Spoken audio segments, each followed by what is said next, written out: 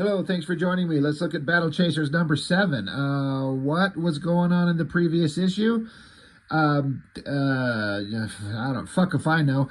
We got a cover with J. Scott Campbell. I love his work. This is a fun piece by him. It's always kind of fun to see characters drawn by another artist, especially when they're so different but so good. You know, I don't think there's anybody that would confuse Joe Mad's artwork with J. Scott Campbell's. But it's a fun, adventurous kind of piece with all the characters kind of in, the poses and the body language and everything really kind of works for every character. J. Scott Campbell's putting in like the map thing in the background, this fun kind of like map border. It's just it's a good cover. I don't know if there was ever if this is just a variant of the same issue, if there was one issue, like if there was copies of issue 7 with the Joe Mad cover. I don't know. But like I was saying, as far as the story, this feels like it's kind of like an interlude between the main stuff that was going on before the main story and then whatever goes on in this issue, because he mentions in here, congratulations to Humberto Granado, who created the freakish monstrosity that appears in this issue as part of the contest in Wizard magazine. We literally had thousands of entries, all of them fantastic, but in the end, this idea really captured my imagination the most and lent itself best to the story we wanted to do. Next issue, we will print his original sketch and notes on his monster, the Borrower. Way to go. So, in Wizard magazine, there was a contest. Create a villain, a creature, a monster. I don't know. I don't remember what the text actually said. But create something to be a villainous threat in an issue of Battle Chasers, and then you get Joe Mad to draw that creature into his book. And that's pretty fucking awesome. I hope that guy, appreciated that. I mean, who wouldn't? So, as we get into it, it starts out with Gully, the little kid, and this is kind of looks like I was going to say it's a pencil sketch. I'm not entirely sure looking at it, but it's her writing like cutesy little girl shit. So it's like handwriting and cute little kid drawings of all the characters from the comic, like her, Nolan, the evil werewolf things, Calibretto, Garrison. So it's just her kind of giving a summing up her point of view for the readers. That's fun. And then we get over into some, I gotta mention it. I gotta flip to the back because I gotta point out the creative team. We all know Joe Mad draws it, of course. The coloring is, Liquid, Christian Lickner and Aaron Lucen. I just love their coloring on this stuff. It looks so nice. And also, inks in this issue.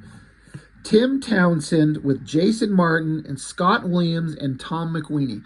Man, you couldn't ask for a better set of inkers. Like, holy shit, that is a great pile of inkers. I always do wonder often when there's so many inkers, my first thought is that the book is running late and they get a bunch of people on board to get it inked to get it done in time. But there were such huge gaps of time in between these issues. I couldn't imagine it really mattered. I don't know. I don't know what the case would be. But what a great pile of inkers to work on your book. But silhouette of a bunch of animal creatures looking around, and then giant snake monster attacks them. All right. I don't know what's going on, but I'm into it. Let's see. Published January of 2001. That's a million years ago. But we see animal creature bones. The skeletal structures look like they're very similar to the creatures that we're just seeing here. And this goopy,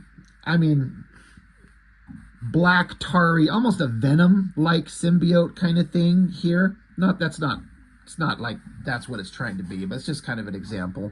This creature, bug-eyed kind of thing, lurching around, and its body keeps morphing with all these gross bones and things, like it's gathering up body parts.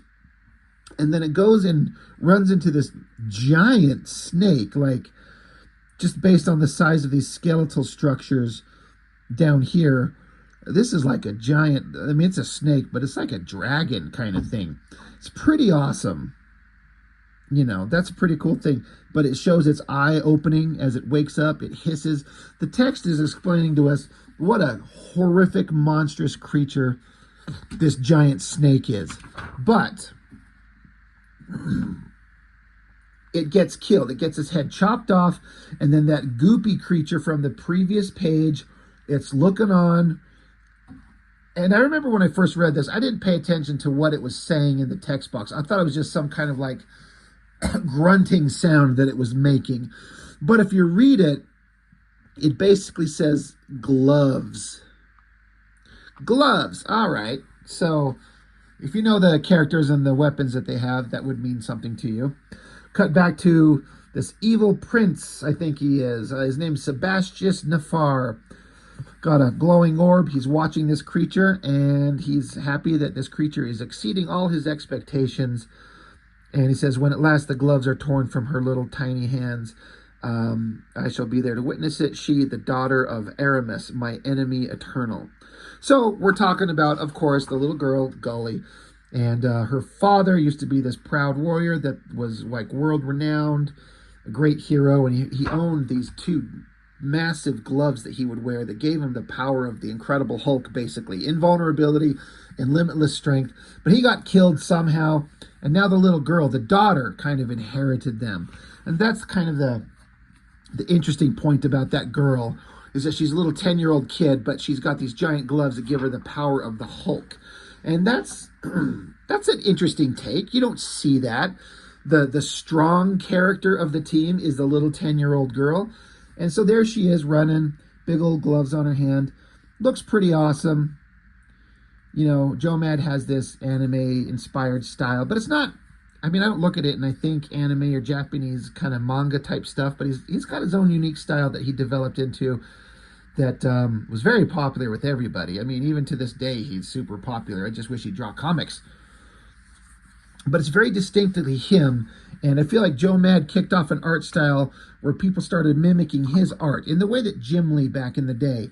Like, he comes along, is the most popular artist of his day, and everyone was mimicking him. I think Joe Mad kind of had that same effect. People were trying to draw like him, and that's fine. I mean, you're always going to have people that come along and create something new and interesting, and then everyone else is going to kind of mimic it. But that's kind of the difference between people who are, I don't know, rule breakers and leaders versus people who are followers. Either way, Joe Mad, badass artist. The girl's running around. She's in this big capital city. They've been there for a while. They just got done with a big fight from the previous issue. So now she's kind of zipping around. She's trying to go find Nolan, the old wizard guy from the cover. This little old dude here.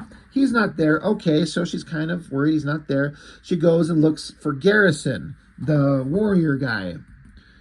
The awesome badass soldier. Goes into his room. It's kind of dark and ominous. His sword is lying on the floor. Now, there was a really weird moment in this book, and I didn't ever understand it. Like, I don't understand what he was trying to portray or convey. She goes into the room. It's dark. It's creepy. She doesn't see Garrison. She sees his sword, and so she reaches for it, and then it's Garrison in the dark. He says, don't, and she looks shocked, and he's like, don't touch it.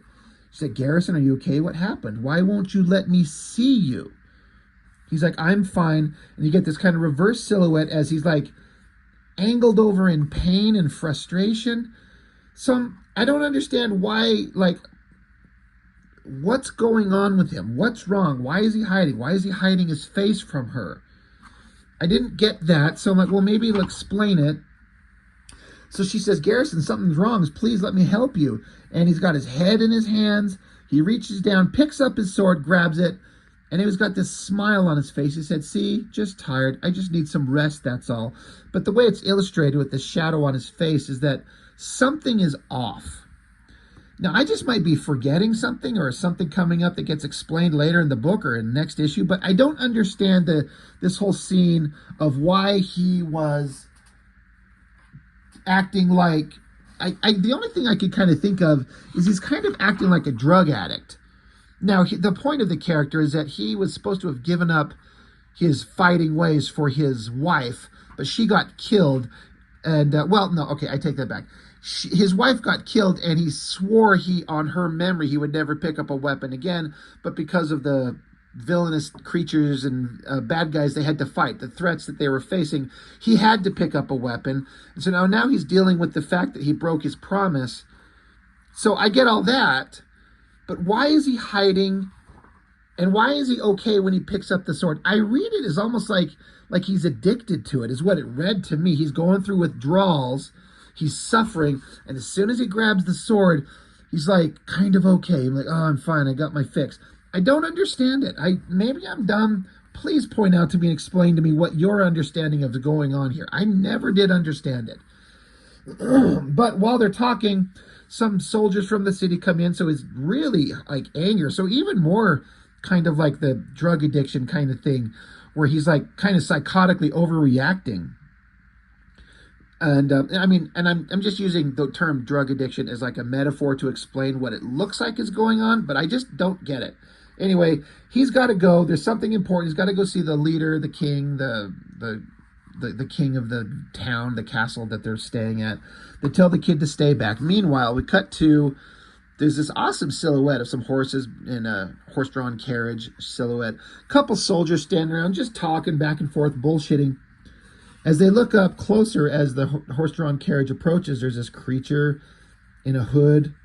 And then you notice the horse, the look on its face. Like, look at that. Let me bring it up closer if you haven't seen it. I actually don't know if I even noticed that until just now. Like, that horse looks fucking terrified. It's actually kind of funny.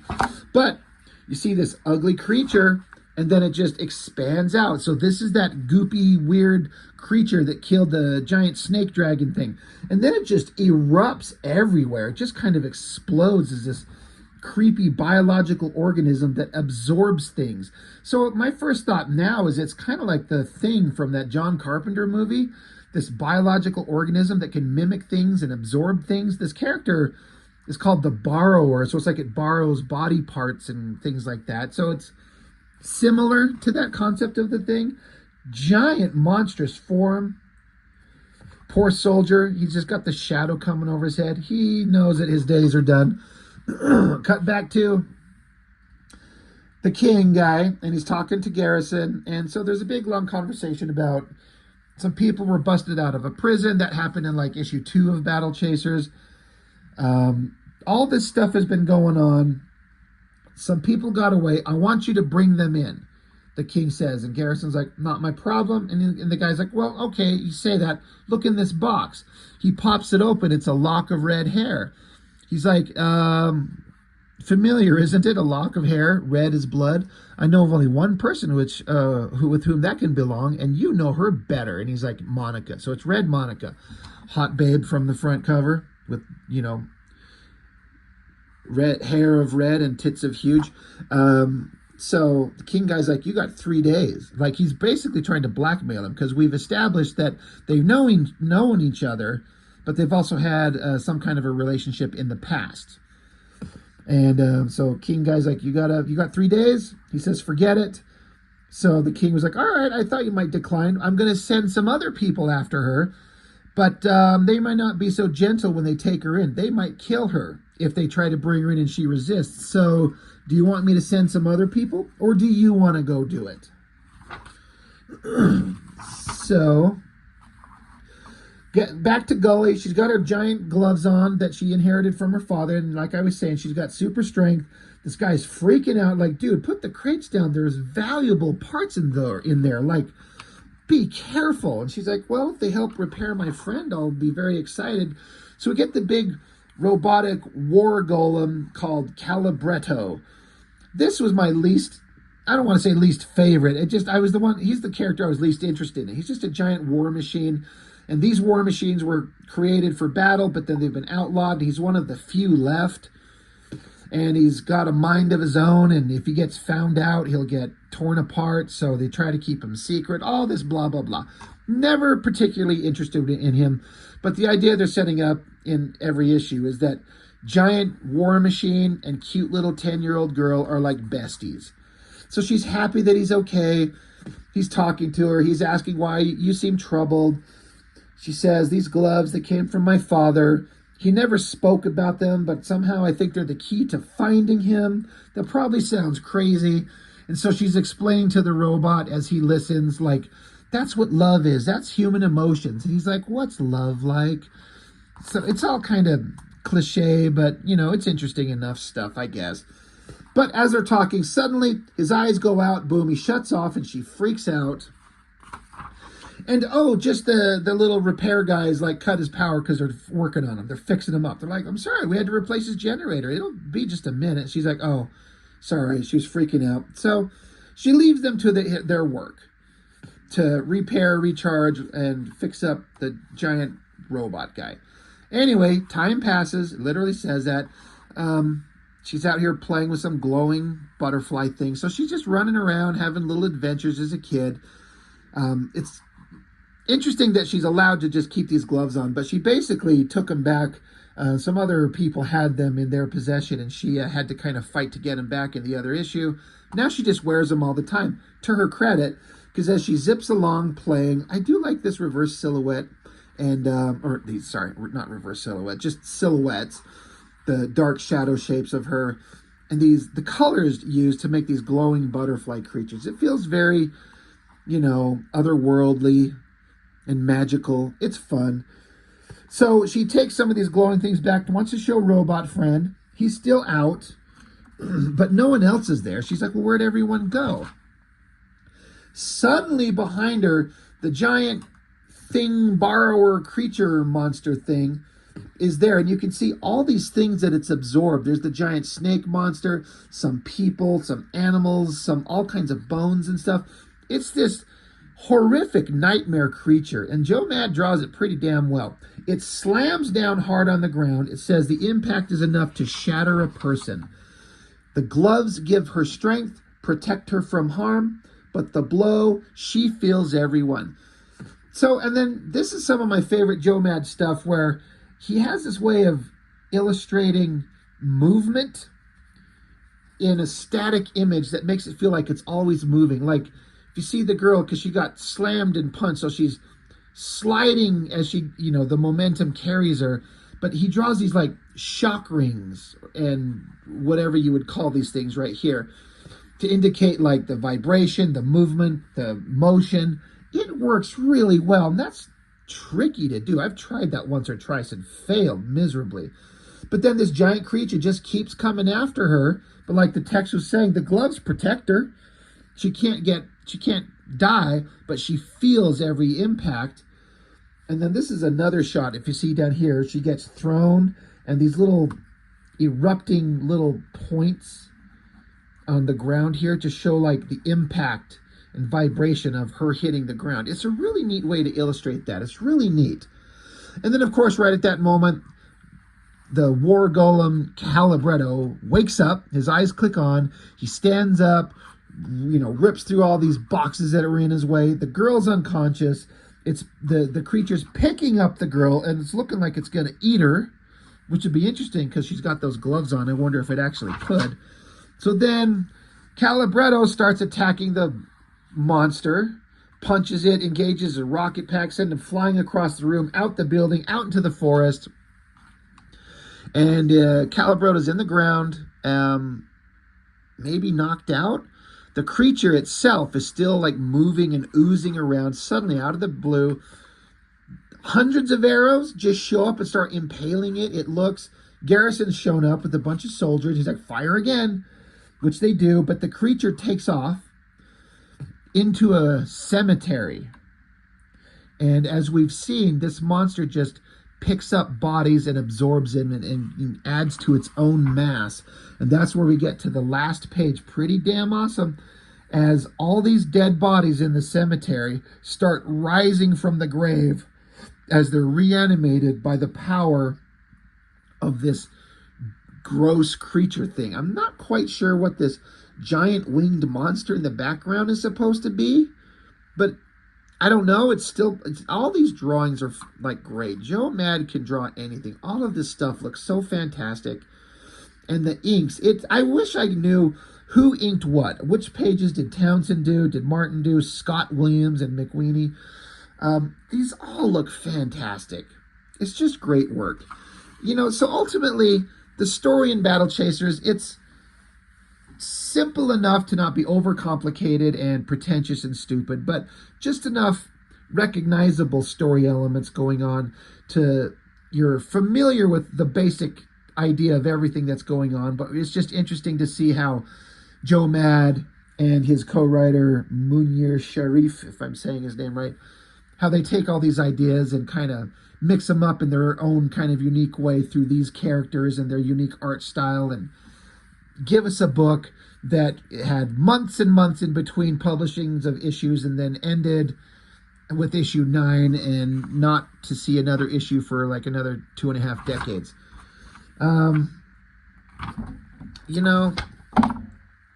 It's a really fun book with great artwork and just simple, fun ideas, like a sword and sorcery fantasy adventure. It's such a simple concept, and it's almost a no-brainer in a way. I do seem to understand that when this came out, there were some people writing, like commentators in magazines and stuff like that, saying how sword and sorcery books don't usually work, but somehow Joe Mad is making it work. And it's just his popularity with his artwork. Everyone loves this stuff. And there's not anyone I ever ran into that was like, man, fuck that Battle Chasers book. The only thing they hated is how late it was. The vast amounts of time in between issues, sometimes up to a year or more. It's insane and it's frustrating. But just forgetting all that part, he put together a beautiful book with great artwork, and that's good for me.